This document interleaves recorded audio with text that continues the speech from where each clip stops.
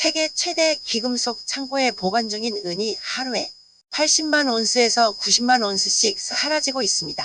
2026년 3월 뉴욕 맨해튼 한복판에 있는 세계 최대 귀금속 창고에서 조용한 이상 신호가 감지됩니다. 창고에 보관 중이던 은이 하루에 80만 온스에서 90만 온스씩 빠른 속도로 사라지고 있습니다. 언론에서는 주가 이야기, 금리 이야기만 하고 있죠. 하지만 금융시장 내부에서는 이미 경고등이 켜지고 있었습니다. 오늘 저는 여러분께 은 시장에서 지금 일어나고 있는 5가지 이상 신호를 말씀드리려 합니다. 이걸 모르면 여러분은 2026년 아주 중요한 투자 기회를 그냥 지나치게 됩니다. 아니면 반대로 준비 없이 물가 폭등을 맞이하게 될 수도 있습니다. 영상 시작 전에 구독과 좋아요, 알림 설정 부탁드립니다. 여러분의 응원이 더 깊은 분석 컨텐츠를 만드는 힘이 됩니다. 여기서부터가 진짜 핵심입니다. 많은 사람들이 놓치고 있는 부분인데요.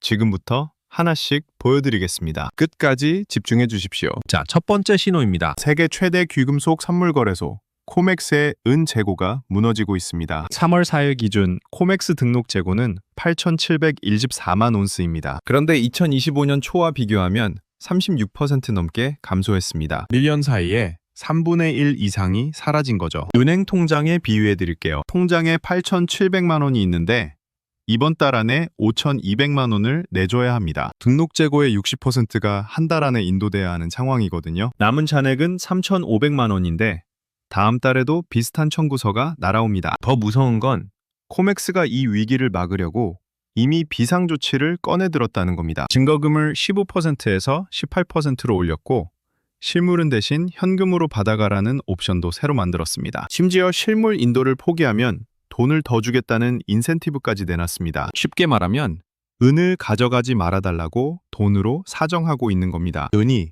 충분하다면 이런 조치가 필요 없겠죠. 두 번째 신호입니다. 2026년 1월 1일 중국이 은 수출에 정부 라이선스 제도를 전격 시행했습니다. 허가 없이는 은을 중국 밖으로 내보낼 수 없게 된 겁니다. 왜 이게 충격적이냐고요? 중국은 전 세계 정제은 공급의 60에서 70%를 통제하고 있기 때문입니다. 비유해드리겠습니다.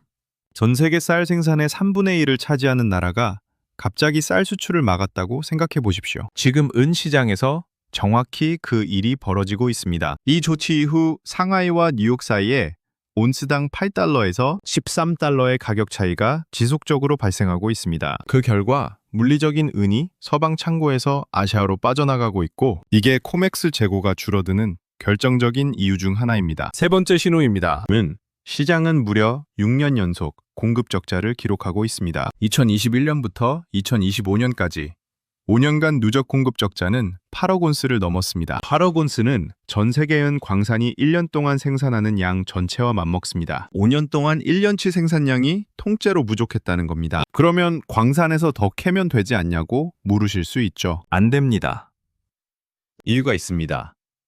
은의 약 70%는 구리, 납, 아연 광산의 부산물로 나옵니다. 은값이 아무리 올라도 구리 광산을 추가로 파지 않으면 은 생산량은 크게 늘지 않는 구조입니다. 광산을 하나 새로 개발하는데 최소 10년이 걸리거든요. 지금 공급이 부족하다고 해서 내년에 갑자기 은이 쏟아져 나오지 않는다는 뜻입니다. 네 번째 신호입니다. 은이 더 이상 장식품이 아닙니다. 2025년 미국 정부는 은을 핵심 광물 목록에 공식 추가했습니다. 금이나 백금은 이 목록에 없습니다. 은만 들어갔습니다. 국가 안보 차원의 전략 자원으로 격상된 겁니다. 왜일까요?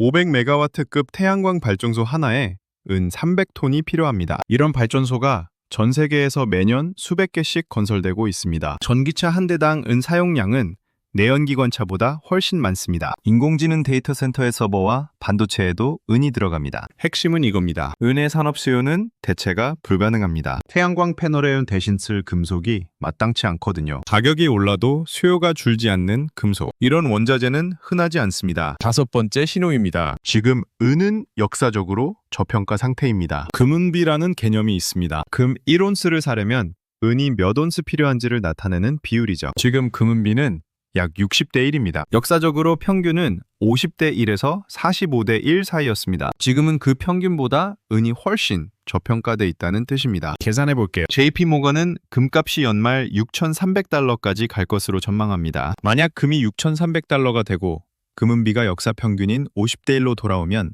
은값은 126달러입니다. 40대 1로 줄어들면 157달러. 그리고 뱅크 오브 아메리카가 제시한 20대 1 시나리오에서는 315달러입니다. 이게 바로 은값 300달러 전망의 근거입니다. 뱅크 오브 아메리카의 공식 전망 범위는 135달러에서 309달러. 현재 가격 84달러 대비 최대 3.7배입니다. 자, 그렇다면 지금 여러분은 어떻게 해야 할까요? 먼저 지금 당장 여러분의 자산 구성을 확인하십시오. 예금만 갖고 계신다면 원화 가치와 함께 흔들릴 수 있습니다. 인플레이션이 재점화되면 예금의 실질 가치는 줄어듭니다. 은은 인플레이션 해지 자산이면서 동시에 산업 금속입니다. 인플레이션이 오면 금과 함께 오르고 산업이 성장하면 수요가 늘어납니다. 두 가지 상승 동력이 동시에 작동하는 금속이죠. 다만 반드시 말씀드려야 할 게 있습니다. 이 영상은 특정 자산의 매수를 권유하는 영상이 아닙니다. 은이 반드시 300달러가 된다고 장담하는 것도 아닙니다. 투자 판단은 반드시 본인의 책임으로 하셔야 합니다. 다만 이것 하나는 분명합니다. 코맥스 창고에서 매일 80만에서 90만 온스의 은이 사라지고 있습니다. 중국은 세계 공급의 절반 이상을 틀어막았습니다. 5년 동안 1년치 생산량만큼 부족했습니다. 태양광,